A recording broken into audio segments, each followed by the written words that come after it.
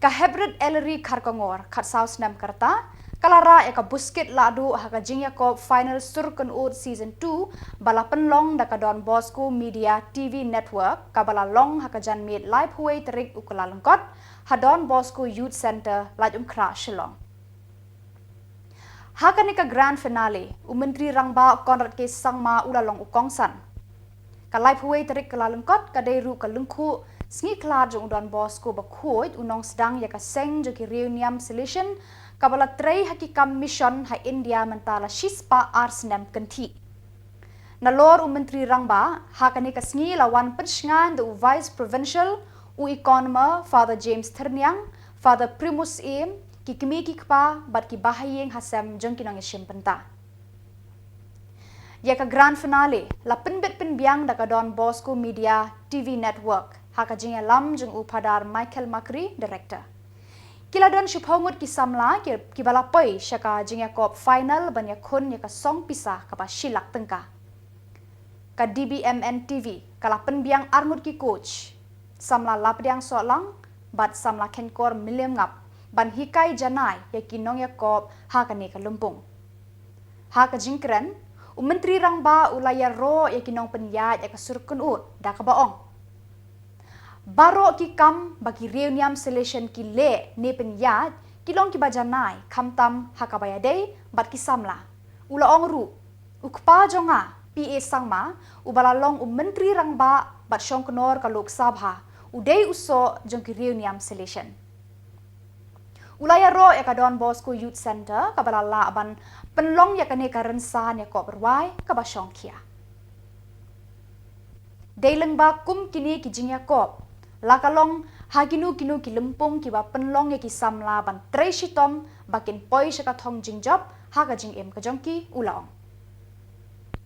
Nakaliang jong vice provincial ulaong ba ka sin jam ba shim da ka Dbmn TV ban penlong ya ka ne ka lempung ya kop kaya hab ha haka sngi kraw jong udon Bosco ubala bu hakmat ya ka thong trekam naga benta ki Samla. Ngaya ro ya kinong penyat ki ba penlong kum kini ki lempung jong ki Samla ban kentiu ya ki sap ki phong jong ki ulaong. Father Michael Makri, who's the director of the Don Bosco Youth Center. Father James, who's the economer of the Shillong province. All the other respected Reverend fathers and brothers who are here today, all the participants who are here, and all the other youth members who are present out here today in this wonderful program. I have a lot to say, but of course I don't want to take much time. But let me start off by saying that I am really very excited to be here today.